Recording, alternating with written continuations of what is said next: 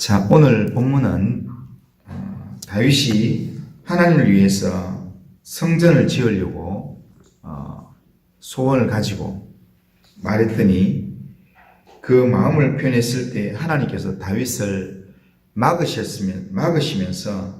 하지만 다윗의 선한 마음을 받으시고는 하나님께서 친히 다윗을 위해서 복을 약속하시는 내용이 오늘 우리가 읽은 본문입니다. 다윗이 하나님의 언약궤를 다윗 성으로 옮겨 드리고 난 다음에 또 이스라엘 나라가 평안해졌을 때 다윗은 하나님의 집에 대한 마음이 있었습니다. 하나님의 임재의 장소인 언약궤가 있는 곳, 하나님의 임재의 상징인 이 언약궤가 있는 곳, 하나님의 집을 바라보면 다윗이 마음이 많이 아팠습니다. 왜냐하면 당시 율법을 따라서 하나님의 임재의 상징인 언약궤는 성막이라고 하는 천막 안에 있었습니다. 그런데 자신은 왕으로 백향목으로 지은 아주 화려한 왕궁에서 그렇게 평안하게 지내고 있는데, 그런데 하나님의 임재의 상징인 이 임재의 집인 이 성소는 천막으로 지어진 휘장 안에 있었기 때문에 다윗이 번제를 드릴 때마다, 번제를 드리기 위해서 이 성막을 찾아올 때마다 마음이 늘 죄송스럽고 불편했습니다. 장막에 거하시는 하나님을 생각하면서 안타까운 마음에 다윗이 혼자 고민하다가 그 마음을 선지자 나단에게 이야기를 했습니다. 그래서 1절에 보면 다윗이 그의 궁전에 거주할 때에 다윗이 선지자 나단에게 이르되 나는 백향목 궁에 거주하거늘 여호와의 언약궤는 휘장 아래에 있도다 라고 말씀합니다. 다윗의 마음은 하나님의 임재하시는 집에 있었습니다. 다윗은 자신이 더 잘 되는 것, 자신이 평안해지는 것, 자신의 나라가 더 잘 되는 것, 이런 것에 있지 않았습니다. 하나님의 집이 좀 더 좋아지고 더 새롭게 되는 것, 거기에 다윗의 마음이 있었습니다. 실제로 하나님께는 집이 필요 없습니다.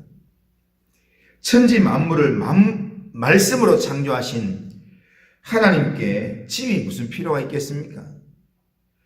하나님께서 이스라엘 백성에게 성막을 주신 것도 하나님의 집을 위해서, 하나님을 위해서 성막이 필요한 게 아니라 이 성막도 누구를 위한 것이냐면 이스라엘 백성들을 위한 것이었습니다.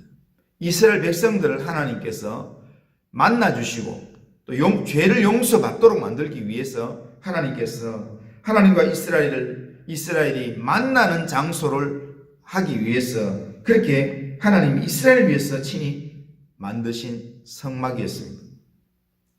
그러니까 하나님께는 실제로 집이 필요가 없는 것입니다. 우주 만물 전체가 다 하나님의 발등상이고 하나님이 거주하는 장소인 겁니다. 그런데 다윗은 마치 어린아이처럼 자신이 거하고 있는 왕궁과 하나님을 만나는 임재의 장소인 성막을 비교하면서 늘 하나님이 장막에 거한다는 것, 그것 때문에 굉장히 안타까운 마음을 가졌습니다. 그래서 할 수만 있으면 자기의 능력으로 할 수 있는 그런 내용이면 자기가 좀 바꿔주면 좋겠다, 그런 마음을 가졌습니다.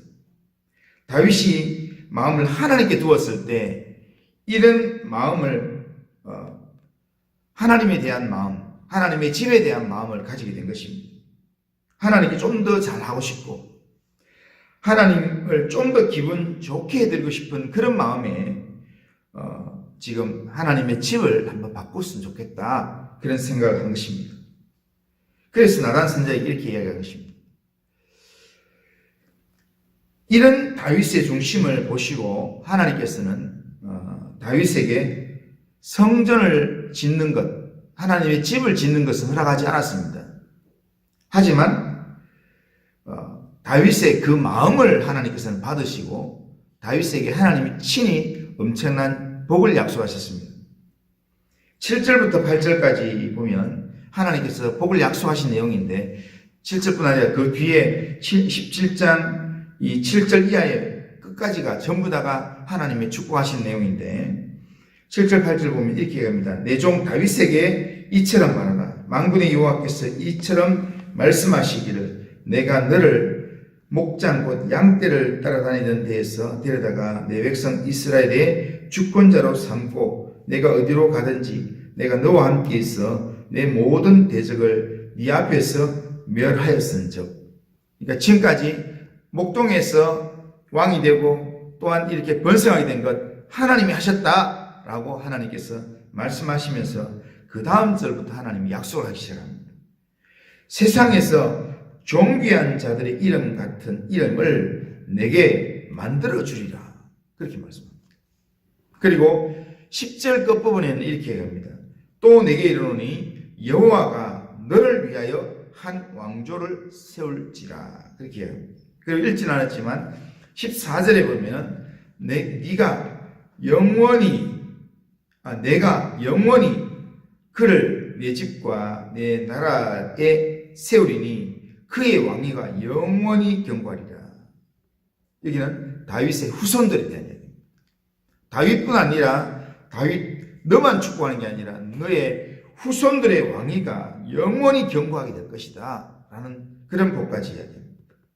하나님은 하나님을 마음에 두고 하나님을 위하는 마음으로 살아가는 다윗을 하나님 기뻐하시되 엄청난 복으로 하나님 약속하셨습니다. 우리가 이 땅 나그네 인생 살아가면서 우리가 하나님께 마음을 두면 하나님도 우리에게 마음을 두고 행하십니다. 우리가 하나님을 위하여 살려고 할 때 하나님은 친히 우리를 위하여 사신다는 겁니다. 하나님은 하나님께 마음을 두고 살아가는 그런 믿음의 사람을 하나님 기뻐하십니다. 우리의 가정이 하나님을 위하는 가정으로 살아갈 때 하나님께서 우리의 가정을 책임져 주십니다. 교회도 똑같습니다. 하나님께 마음을 두고 하나님만 위하는 교회로 살아갈 때 하나님께서 우리 교회를 책임져 주십니다. 하나님의 집은 우리가 세우는 게 아닙니다. 하나님의 집은 하나님이 친히 세우신다는 겁니다. 우리가 하나님께 마음을 두고 하나님을 위하여서 하나님의 영광을 위해서 우리가 살고자 하면 하나님의 집은 하나님께서 친히 우리를 위해서 세우시고 또한 하나님께서 그것만 하시는 게 아니라 우리가 하나님께 마음을 두는 만큼 하나님께서 우리를 책임지시고 우리의 걸음을 에베네세로 우리의 걸음을 인도해 주신다는 것입니다. 그러기에 우리는 하나님께서 보시기에 심히 기뻐하실 만한 하나님을 위하는 그런 믿음의 삶을 이 하루 살아갈 수 있어야 합니다. 오늘 우리가 살아가는 우리의 삶 가운데는 여러 가지 일들이 많이 펼쳐지지만 그러나 하나님과 나와의 관계 속에서는 우리는 딱 두 가지로 구분할 수 있습니다. 하나님 위하여 살 것인가? 하나님께 마음을 두고 살 것인가? 하나님의 영광을 위해서 살 것인가? 아니면 그렇지 않을 것인가? 둘 중에 하나입니다. 오늘 우리가 하나님을 위해서 하나님께 마음을 두고 하나님의 영광을 위해서 우리가 믿음으로 살아가면 하나님께서 우리의 인생을 책임지시고 우리의 걸음을 인도해 주실 것입니다. 오늘도 하나님께 우리의 마음을 두고 하나님만 의지하면서 이 하루를 믿음으로 살아가는 우리 모든 성도님들 다 되시기를 주님의 이름으로 축원합니다. 자, 기도하겠습니다.